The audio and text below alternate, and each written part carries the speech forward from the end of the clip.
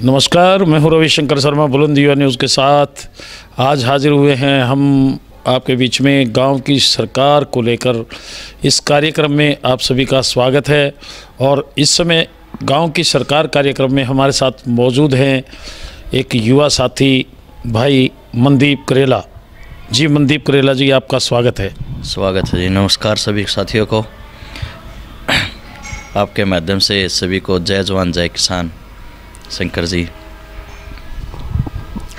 मनदीप जी, जैसे पहले भी हाँ जी, गांव की सरकार हाँ जी, जो गांव से गुजर के ज़िले में प्रवेश करती है, हाँ जी, जिला पार्षद का चुनाव आपने लड़ा है, हाँ जी, तो पहले हम वो पुराने जो अनुभव है वो साझा करने चाहेंगे। हाँ जी। हाँ, जैसे कि पहले मैं 2013 के अंदर बाई इलेक्शन में खड़ा हुआ था शंकर जी।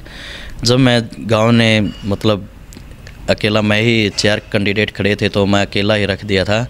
तो उस समय मतलब पूरे गांव ने मेरा जितना योगदान दिया था मैं उनका उस समय कर्ज नहीं चुका पाया। कोशिश यही है कि आगे फिर गांव वाले मुझे मौका दें, मैं उनका जो पिछला कर्ज है वो सूद समेत उतारना चाहूँगा जी। जैसे पिछले अनुभव की आपने बात की, आपको 36 बिरादरी का हाँ 36 बिरादरी साथ मिला। हाँ जी। और पिछली अगर गांव की सरकार की बात करें तो वर्तमान सरकार ने गांव की सरकार को एक पढ़ी लिखी सरकार के रूप में आने का अवसर प्रदान किया था। तो इसे क्या मानते हैं आप? इससे बहुत अच्छा लगा था कि एक मतलब पढ़ा लिखा व्यक्ति अगर कोई गांव का प्रतिनिधि, सरपंच या जिला पार्षद या ब्लॉक समिति मेंबर अगर आगे चलेगा तो उसको पढ़े लिखे व्यक्ति के हिसाब से सभी गांव वालों को मतलब ये भी पता लग जाता है कि गांव में क्या क्या विकास, क्या क्या ग्रांट आई हैं। सरकार ने ये बहुत अच्छा काम किया था और पढ़ा लिखा व्यक्ति ही मतलब गांव का कुछ विकास कर सकता है। जैसे पहले बड़े बुजुर्ग अपने थे, वो मतलब बहुत अच्छी बात थी उनकी भी, उनसे भी मिलकर बहुत अच्छा बातें सुनने का मौका मिलता है हमें। अब जैसे पढ़ी लिखी सरकार का जो सरकार ने हमें मौका दिया है तो मतलब हर कार्य में मतलब कुछ अच्छा ही विकास करने की कोशिश की जाती है।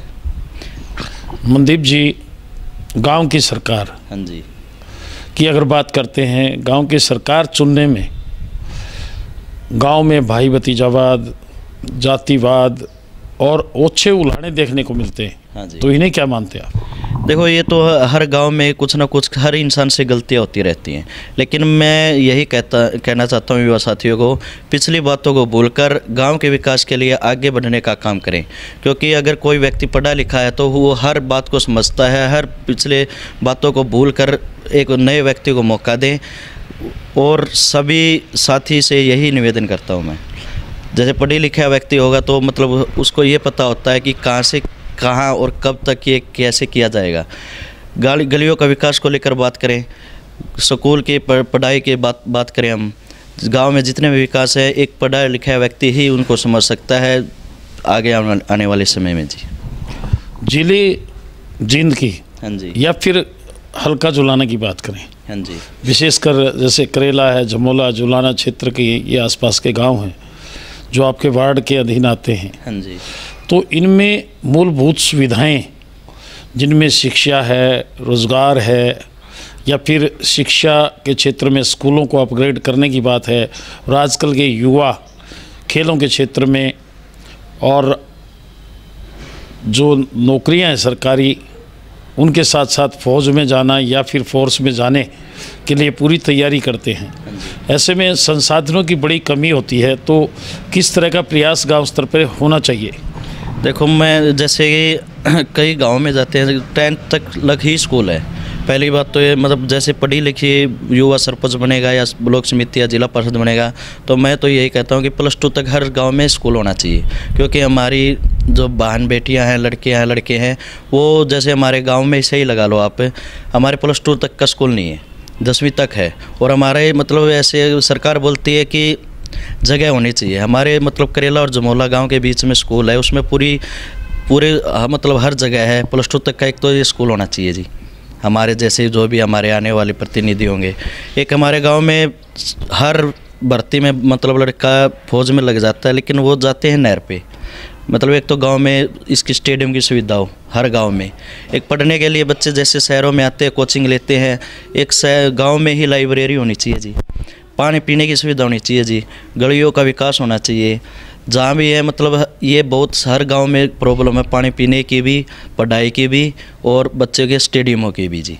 मैं तो ये चाहता हूँ कि जो भी आने वाला भविष्य में जो भी भाई खड़ा होता है, मैं तो यही निवेदन करता हूँ कि हर गांव में पानी पीने की सुविधा, गांव का विकास हो और स्टेडियम हो और +2 तक स्कूल हो और लाइब्रेरी हो, यही चाहते हैं जी। मनदीप जी, जैसे कि आप जिला पार्षद का चुनाव लड़ चुके हैं और इस बार भी गांव की अगर बात करें, गांव में भी आप जैसे युवा साथी का नाम अग्रणीय पंक्ति में है, तो मान लो कि सरपंच प्रतिनिधि के रूप में या फिर ब्लॉक समिति के चेयरमैन के रूप में अगर मौका आपको मिलता है, जनता का आशीर्वाद मिलता है, तो क्या प्राथमिकता रहेगी आपकी?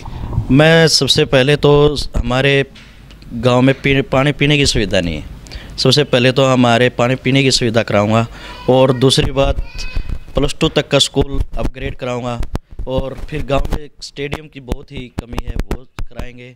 और जैसे हमारे गांव में पीर है जहाँ पे 4-5 गाँव की पूजा होती है, वहाँ तक जाने का रास्ता बिल्कुल नहीं है, वो उसको पूरा कराएंगे जी। कोशिश यही रहेगी। गांव में लाइट की सुविधा जहाँ भी है कमी है या कुछ भी है, जहाँ भी छत्तीस जात में जो भी किसी भी चीज़ की कमी होगी, गलियों की या वो भी कुछ भी होगा, उसको पूरा कराने की कोशिश की जाएगी जी। तो एक अंतिम सवाल मनदीप जी, युवाओं के लिए क्या संदेश रहेगा? युवाओं के लिए ये संदेश रहेगा कि मेहनत उनने करनी होती है, भगवान सब कुछ देख करेगा जी। और उनको यही है कि आगे चलकर भविष्य में मतलब अगर मेरे को प्रतिनिधि चुना जाता है तो मैं गांव में स्टेडियम की सबसे पहले सुविधा करूंगा, क्योंकि गांव से 3 किलोमीटर दूर जाकर बच्चे रेस मारते हैं और हमारे उस करेला गांव में हर भर्ती में एक या दो लड़का सेलेक्ट हो जाता है, तो वहां तक ही बहुत ज़्यादा टाइम लग जाता है। इस सर्दियों में भी बहुत मतलब दिक्कतें होती हैं। सबसे पहले गाँव के अंदर उनके लिए एक तो लाइब्रेरी और एक स्टेडियम की सुविधा कराऊँगा। और संदेश क्या रहेगा युवा जैसे कि आज नशे की लत में जा रहे हैं, तो नशे की लत को छोड़कर मैं तो यही संदेश देना चाहता हूँ कि भविष्य में अगर हमें कामयाब होना है तो नशे की लत को छोड़कर हमें पढ़ाई की तरफ ज़्यादा ध्यान देना चाहिए, ताकि हम भविष्य में कुछ आकर हमारे गांव का नाम रोशन कर सके जी। निश्चित तौर पर मनदीप करेला का कहना है कि गांव की जो मूलभूत सुविधाएं, स्टेडियम की बात करें, एजुकेशन की बात करें या फिर गांव के गलियों की गंदे पानी की निकासी या पानी की स्वच्छ पेयजल की व्यवस्था, अगर उन्हें प्रतिनिधित्व गांव की सरकार में मिलता है तो उनका प्रयास प्राथमिकता के आधार पर गाँव में स्टेडियम विकसित करना और युवाओं को नशे से दूर रहने की प्रेरणा देना और 36 बिरादरी का मान सम्मान और उनको साथ लेकर चलने की दिशा में और गांव के विकास में अहम भागीदारी सुनिश्चित करना रहेगी। देखते रहिए बुलंद युवा न्यूज़। नमस्कार।